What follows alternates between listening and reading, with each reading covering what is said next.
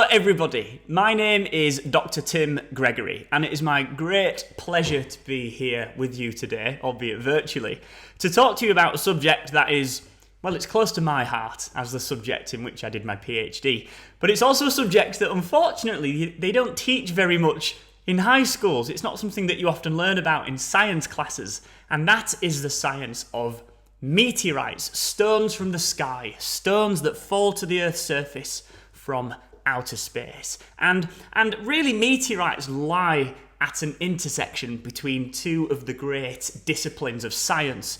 On one side we've got the science of rocks, we've got geology, so the history of the Earth and the history of life on Earth in the fossil record and volcanoes and plate tectonics and all that kind of thing.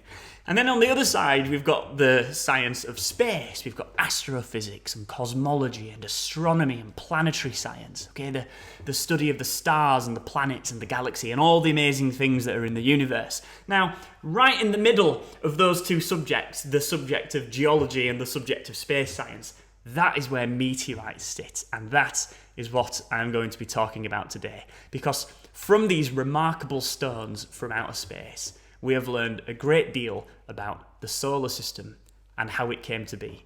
But before I talk about the stones themselves, I'm going to go back to the early 1900s when archaeologists were sort of digging around in Egypt and finding all these amazing tombs. And of course, one of the most famous tombs that archaeologists have discovered in Egypt was the tomb of King Tutankhamun. And I don't know, that pharaoh really captured me as a child, but you know, in this tomb, there was this sarcophagus that contained King Tutankhamun's mummified remains.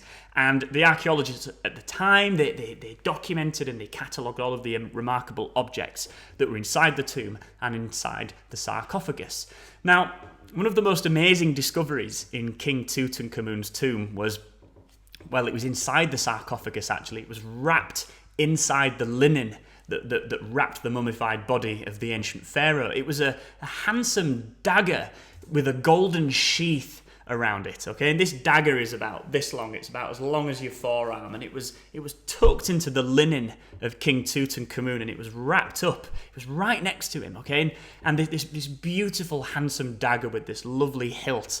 It's not really the golden sheath that makes this object particularly interesting. It's rather the blade of the dagger itself, because the blade is made from a curious material. It's actually made from iron, which of course is something that, you know, we're all familiar with. We've all got you know, irons everywhere as the principal component of steel. Iron is one of the most important materials in our modern civilization. But the strange thing about the iron in King Tutankhamun's dagger is that, well, King Tutankhamun's dagger predates the Iron Age by several thousand years. The technology to purify and craft objects out of iron did not exist when King Tutankhamun's blade was made, and so that's a bit of a mystery. It raises the natural question of, well, how on earth did the person who made this blade get hold of the iron if the technology to purify the iron and work it didn't exist?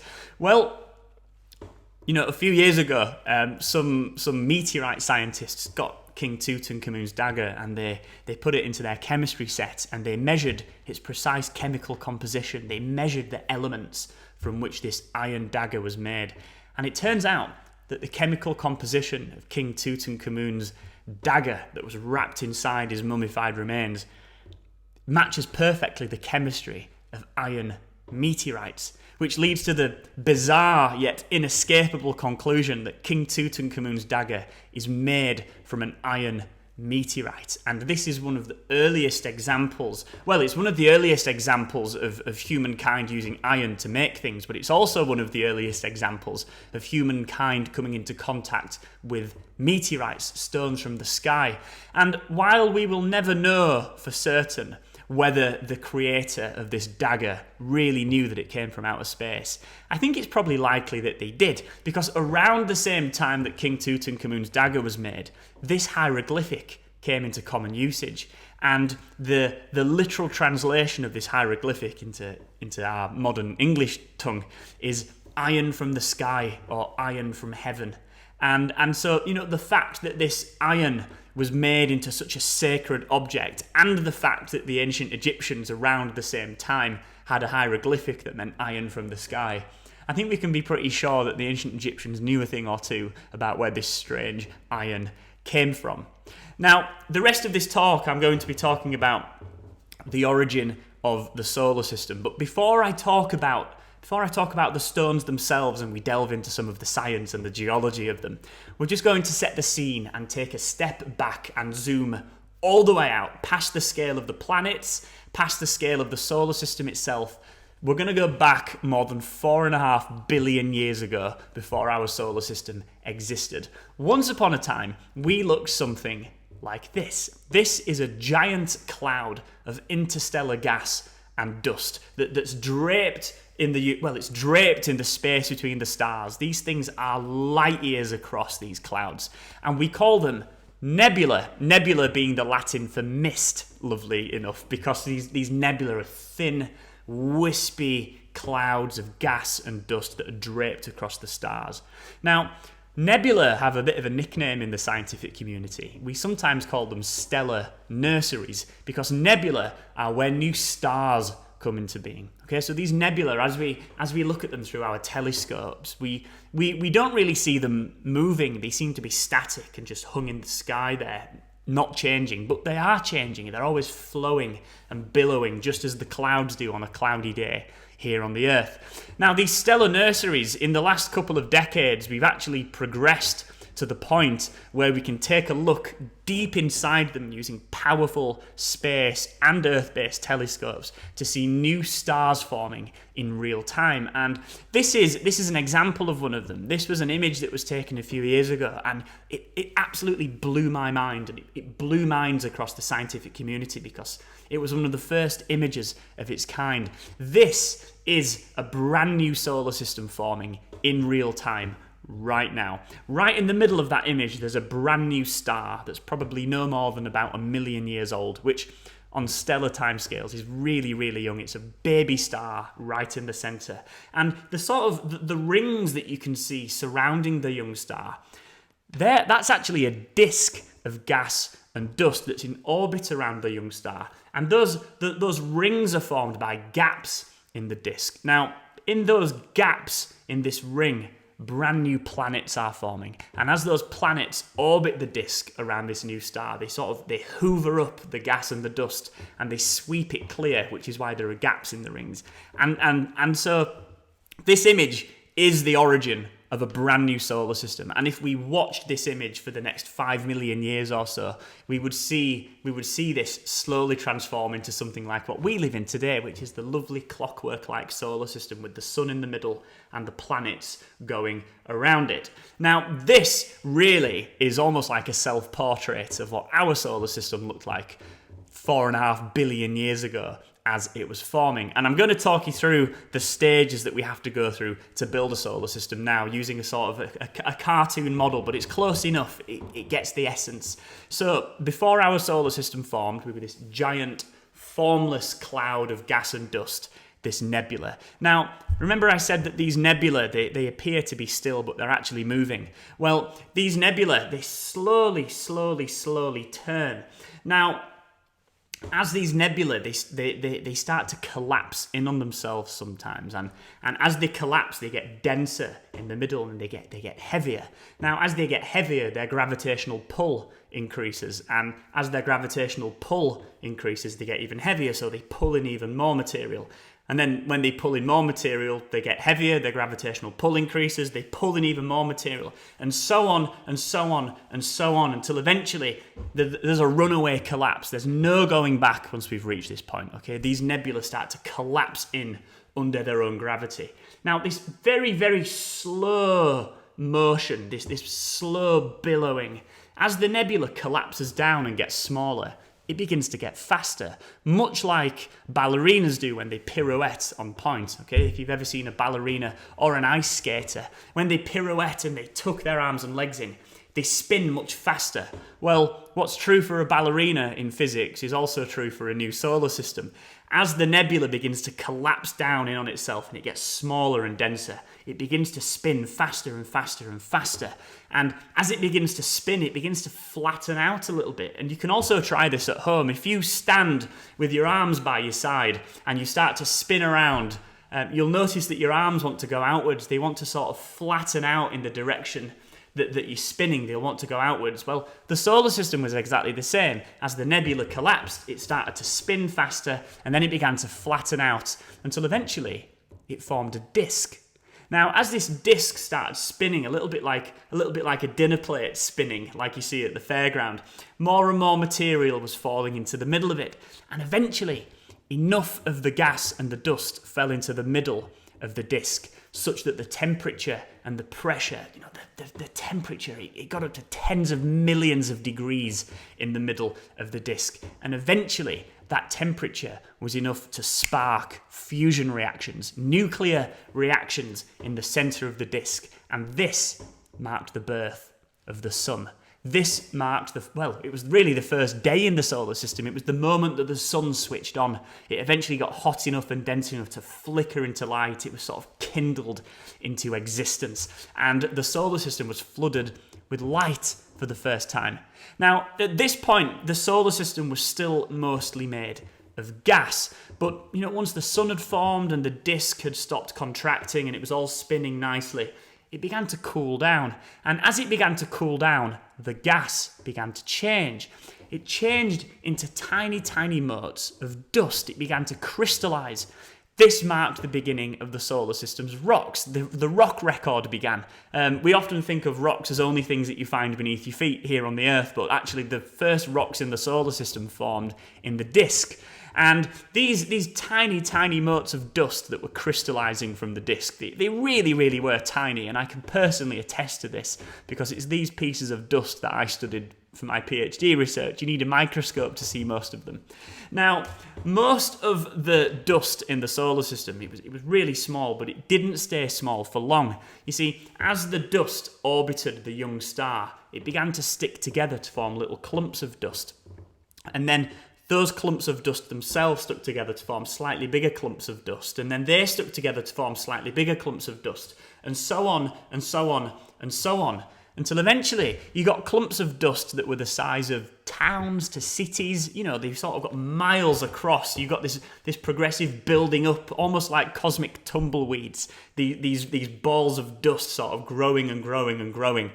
And then eventually these sort of big cosmic tumbleweeds, they themselves clumped together to form what we call the planetary embryos or the planetesimals. And these are like miniature planets, if you like. They're not nowhere near as big as the Earth. Most of them were, city-sized to small country-sized.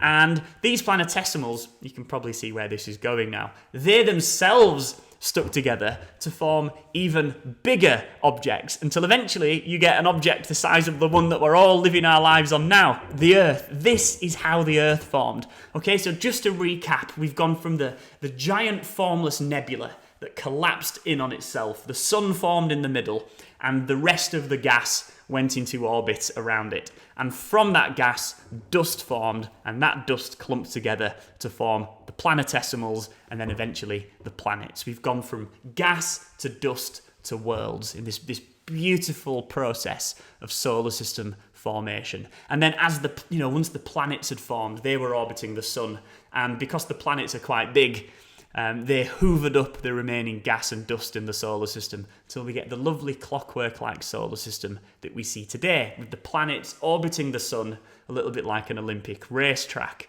Now, the people who are paying attention will realise that in my little cartoon rendition of the solar system here, not all parts of the solar system look quite the same. In particular, I'm talking about the region of our solar system between Mars and Jupiter, the asteroid belt. The asteroid belt is a little bit of a mess, okay? Rather than it just being one planet orbiting the sun, it's millions and millions of miniature planets, planetesimals.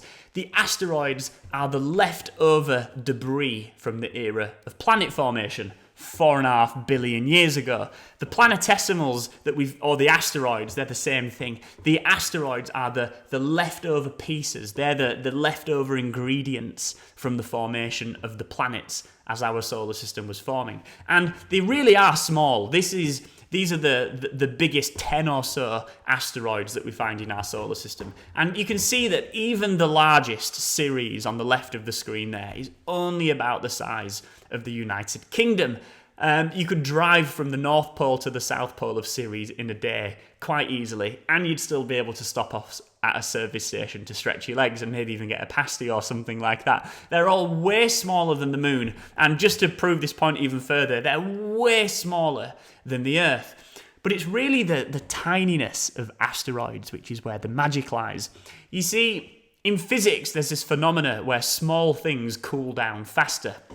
Now, you can try this at home. If you make a cup of tea in a really small cup, you'll notice that it cools down much faster than a cup of tea in a large cup. Well, what's true for cups of tea is also true for asteroids. Small asteroids cool down much faster than big planets. And so the asteroids, very, very soon after they formed in the solar system, 4.5 billion years ago, they cooled down and they froze over, and they've remained essentially unchanged ever since. And so this means that the rocks from which the asteroids are made are some of the oldest material in the solar system. It hasn't changed for 4.5 billion years. And there's a second thing that's cool about asteroids being small, and that's that smaller objects have smaller gravitational fields. Now, the Earth, it's quite a big planet, the Earth, and, well, you can tell it's a big planet because look at how much effort it takes us to get off the surface of it. We need a whole rocket ship. But asteroids being quite small, you don't need much to knock a piece off an asteroid into space.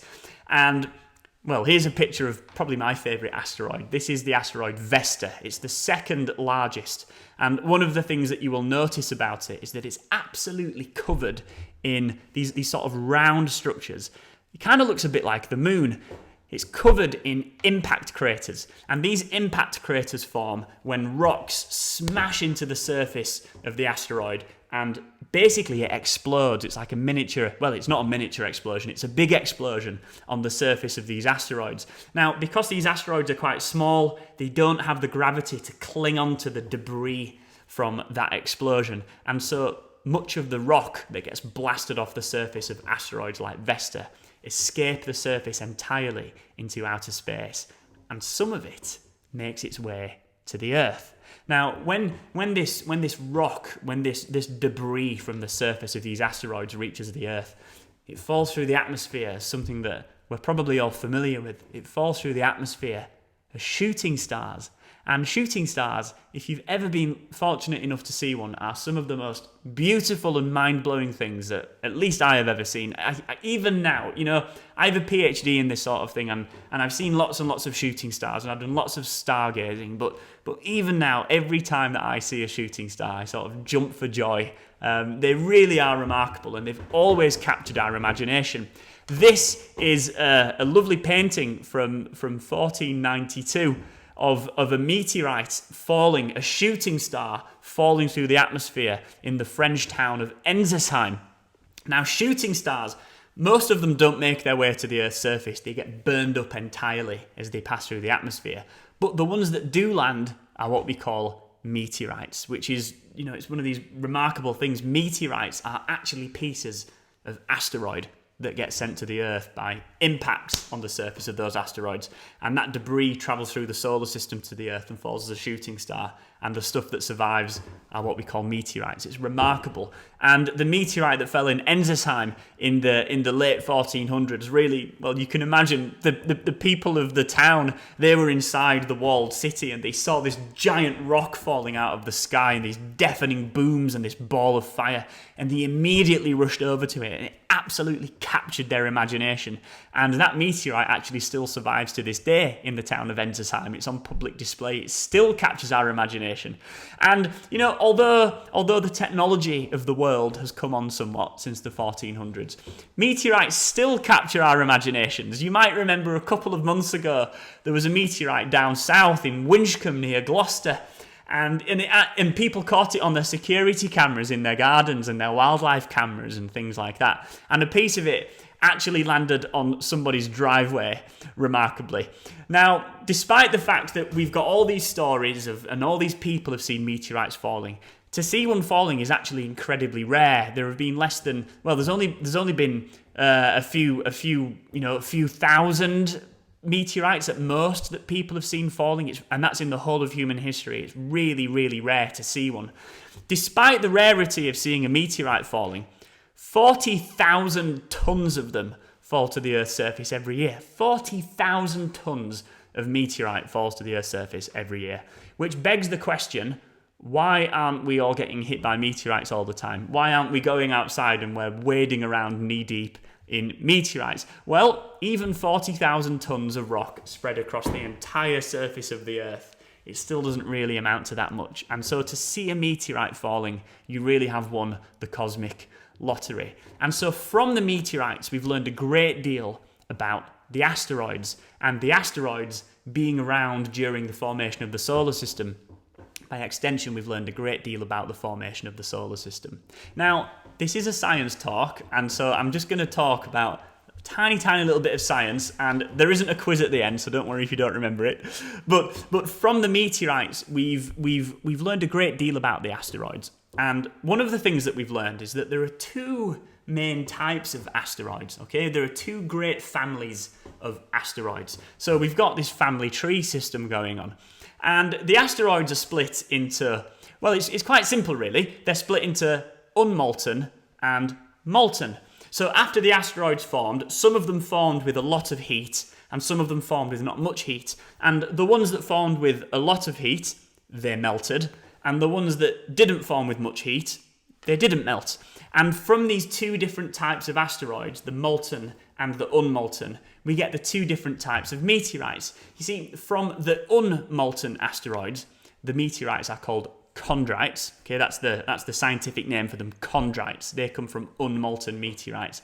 And from the molten asteroids, we get the achondrites. Okay, so we've got these two great families of asteroids. We've got the molten ones, the unmolten ones, and from these come the two great family of meteorites. We've got the achondrites from the molten asteroids and the chondrites from the unmolten asteroids. And I'm going to talk about each one now because these stones are, well, I'll let you make your own mind up, but I think they're absolutely mind-blowing. So starting with the achondrites, these comes from asteroids that melted. So just a quick recap, way back when, 4.5 billion years ago, when these asteroids were forming, they formed from all this dust clumping together.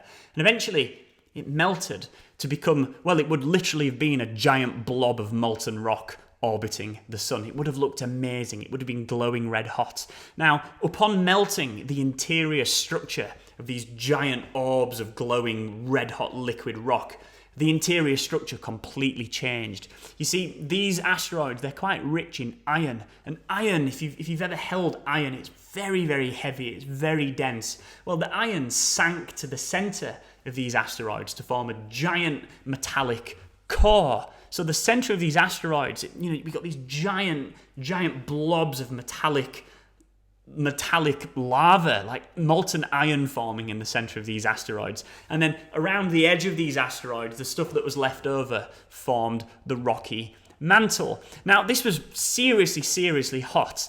And one of the things that we've learned on Earth, that when rocks get really hot, is that you often get volcanoes. Well, these asteroids are absolutely no exception. They had volcanoes on their surface. These were the first volcanoes in the solar system. So just picture that, 4.5 billion years ago. These giant orbs of molten rock orbiting the sun with volcanoes on their surface. And they spewed out lava high into the air, and it rained back down to coat the surface of the asteroid in a thick blanket of lava.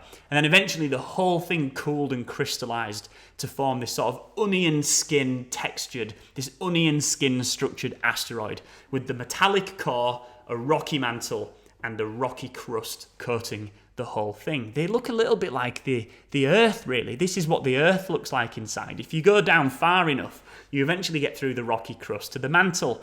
And then if you go down through the rocky mantle enough, you eventually get to a metallic core. But these things are just like miniature planets in a way, if you like. And from each of the distinct layers of these molten asteroids, we get 3 different types of meteorites. Okay, so we've got the stony crust, the stony mantle, and we've got the metallic core. Now, the reason why I've highlighted the metallic core there is because this is where the iron meteorites come from. This is where King Tutankhamun's dagger came from. Okay, so just think about that. The metal from which King Tutankhamun's dagger is made came from the once molten core of a molten asteroid, which is that's just the coolest thing ever. The Egyptians, they made their daggers out of the most amazing material. And luckily for me, during my PhD, I actually got to handle an iron meteorite. This is me in my old laboratory. It was a clean laboratory, which is why it looks a little bit CSI.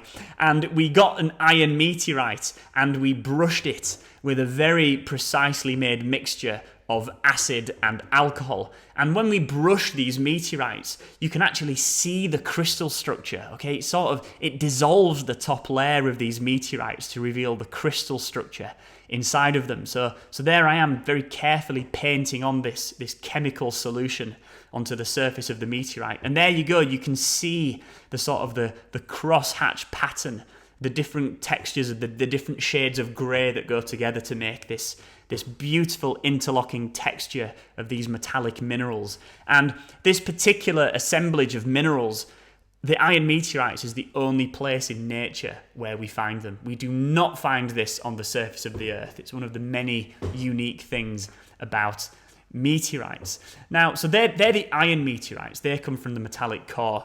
Now, there's another type of meteorite called the stony iron meteorites. And as the name suggests, they're made from a mixture of stone and iron. You can see the iron there. That's the silver metallic sort of component to this meteorite. And the stony parts, they're these giant sort of greeny yellow gemstones. And, we cosmochemists, we call those gemstones Mg2SiO4. It's magnesium silicate. But the colloquial name for these gemstones is peridot.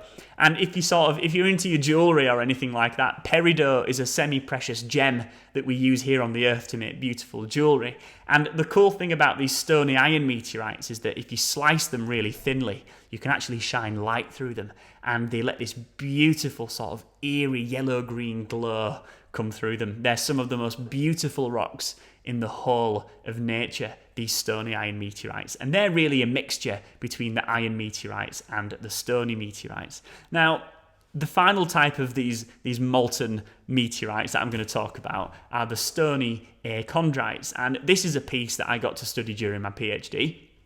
And that's a 20 pence piece for scale. So this piece of meteorite is only about the size of a grape. And if I'm being perfectly honest, I think it looks quite boring, this meteorite. There's not really much to say about it other than, well, it kind of looks just like a grey rock. The only hint that there's something strange about this stone is that blackened surface you can see, okay? That sort of varnish-like blackened crust that you can see on the surface of the meteorite. That's what we call a fusion crust. And the fusion crust forms as the meteorite plummets through the atmosphere at hypersonic velocity. And, well, if you've ever seen a shooting star, you know that they really are balls of fire. And that ball of fire actually cooks, it toasts the exterior of the stone as it falls. So you get this weird sort of blackened crust on its surface. And that's what we call a fusion crust. Now, one of my favourite things about science is that it makes even the most mundane objects look beautiful. And this particular meteorite, when we look at it down a geological microscope, this is what it looks like. It erupts into this kaleidoscope of colours. And this is a real image. This has not been photoshopped or false coloured or anything. This is really what these meteorites look like down a geological microscope. They erupt into this beautiful tapestry of colours. And it's this sort of image that I was fortunate enough to study quite a lot during my PhD, because it's the colours and the textures and the shapes and the different shades of these minerals that can tell us an awful lot about the stone. And like I said, that's one of my favourite things about science. It makes even a sort of grey, boring looking rock look really beautiful and turns it into something quite remarkable and interesting. And so they're the achondrites, the meteorites that come from molten asteroids. Now, we're going to move on to my favourite type of meteorite now. These are the chondrites that come from asteroids that never melted. So just as a recap, these asteroids, they formed from the clumping together of dust in the nebula 4.5 billion years ago. Now this dust, as it clumped together, you got these asteroids forming. And the asteroids that didn't form with much heat, they never melted. They did get slightly warm, they did get slightly toasty, but they never melted. And so the dust from which these asteroids were made was never destroyed. It never melted. It was preserved. And so the asteroids that never melted are the custodians of the dust from which our solar system formed. They're like time capsules that captured the ingredients that it took to make the asteroids and the planets. And the meteorites that come from these unmolten asteroids are called the chondrites. And we actually have a lovely close-up image of what one of these asteroids looks like. This is the asteroid Bennu, which NASA's OSIRIS-REx mission is exploring right now. And in a couple of years, it's going to be bringing pieces of asteroid Bennu back to the Earth for us to study in our laboratories. But we don't have to wait that long to know exactly what these asteroids are made from, because of course we have the meteorites, we have the chondrites that come from asteroids like Bennu. And when we look at these meteorites that never melted, these chondrites, all of those, so this is an image of one, all of those individual pieces of dust, they are the pieces of dust from which the asteroids and the solar system and the planets initially formed. And that's me with a piece of it there during my PhD. I was lucky enough to study this particular piece. And all of the individual pieces of dust you can see in that stone, they are the building blocks of the asteroids and the planets. And they are the only way that we can get back in time to the time when our solar system looked something like the image that I showed you at the start of this lecture. Okay, so our solar system, when it was just a collapsed nebula before the planets formed, when we were this gassy disk that was slowly crystallizing, and these tiny motes of crystals were sticking together to form the asteroids and the planets. The chondrites are the only way that we can get back in time to that era of our solar system's history, 4.5 billion years ago. And this is a close-up image of another one of these chondrites.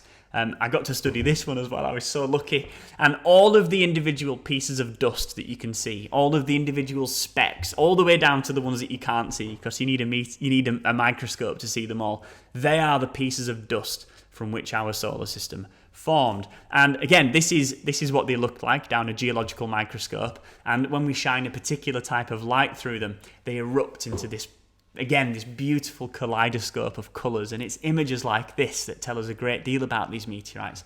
Now, I would love to talk to you about all of the individual pieces of dust in this meteorite, because each one of them has a story to tell. But since we don't have days and days worth of lectures, I've just picked out one of the most interesting pieces of dust in this meteorite to talk to you about, because, well, it's quite remarkable. It's this thing, it's this sort of weirdly shaped white object that you can see on the edge of the meteorite there. It's called a CAI, which stands for calcium aluminium rich inclusion. Now, as the name suggests, CAIs are rich in the chemical elements calcium and aluminium. I'm sure most of you have heard of them. But the weird thing about CAIs is that the particular combination of calcium and aluminium, we never really find that on the Earth. The CAIs are absolutely unique to meteorites. They only form at the highest temperatures in very, very low pressure environments. Now, the leading hypothesis at the moment in the scientific community as to exactly where the CAIs formed is right next to the sun. Okay, so 4.5 billion years ago, the sun has just ignited with fusion reactions. The CAIs formed right close to its surface. And then the CAIs, they didn't remain close to the sun. They were blown backwards into, well, near the asteroid belt, where they became mixed up with the other pieces of dust to form the asteroids. And so the CAIs, they formed right next to the young sun. But it's not really where the CAIs formed that's the most remarkable thing about them. more it's when they formed.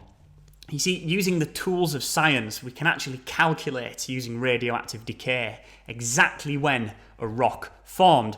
And this is what I did for my PhD. I dated individual pieces of rock within meteorites using radioactive dating. And it turns out that CAIs, they are the oldest pieces of our solar system. They're the oldest things that we have yet dated in our solar system. And they have a whopping age of 4.567 billion years old. That's over 4.5 billion years old. And written out in full, it's a very long number. It's 4,567,300,000 years. And being the oldest things, the CAIs actually define the age of our solar system. Okay, so when we talk about the solar system being 4.5 billion years old, what we really mean is the CAIs are 4.5 billion years old. We pin the beginning of our solar system's history on the age of the CAIs that we find inside these chondrite meteorites. Now, the amazing thing about this number is precisely how well we know it. You see, the margin of error on this number, this 4.567 billion years, is only 160,000 years, which sounds like quite a large margin of error. You know, if you were waiting for a bus and they said, well, we'll be here sometime in the next 160,000 years, you might be a little bit annoyed, but 160,000 years on the grand scale of the solar system isn't much at all. It's equivalent to knowing my height to within half a hair's width. And I'm 6'1", so I'm moderately tall, and so knowing my height to within half a hair's width is very, very precise indeed. So we use this number to define the age of the solar system. And as I said, I was lucky enough in my PhD to actually date some of the objects, to calculate the age of some of the objects in this particular meteorite by measuring the amount of radioactive decay that had gone on. And some of them were as old as the CAIs, which was just the most remarkable thing, getting to work with objects that were that old right from the origin and the beginning of the solar system. Now, I've been talking a lot for the last few minutes about this number, 4.5 billion years. And if I'm being perfectly honest, I've been thinking about this number for most of my adult life, and I still don't understand it because it's such a long time ago.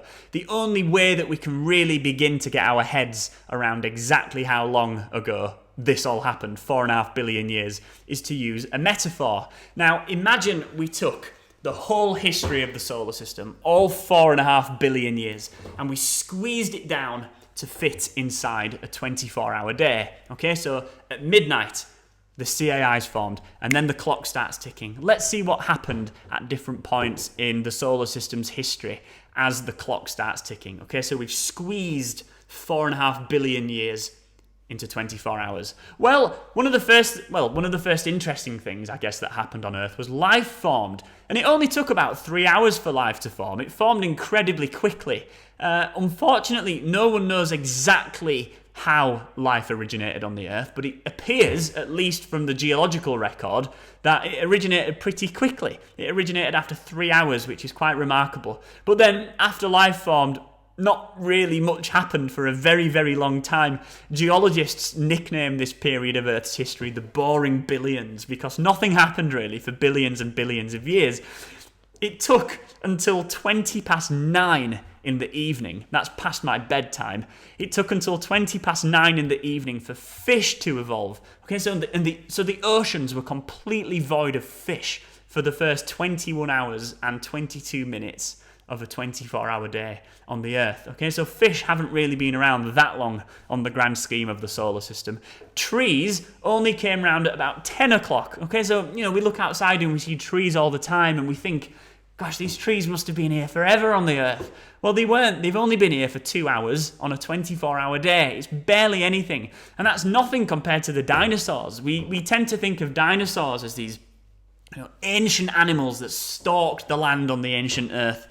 But it wasn't really that long ago. It was only an hour and 10 minutes ago that the dinosaurs made it onto the scene. And they were only around for about 50 minutes before they went extinct. Okay, and of course they famously went extinct because a giant asteroid ploughed into the surface of the Earth and caused nuclear winter, and the entire food chain collapsed and the dinosaurs went extinct.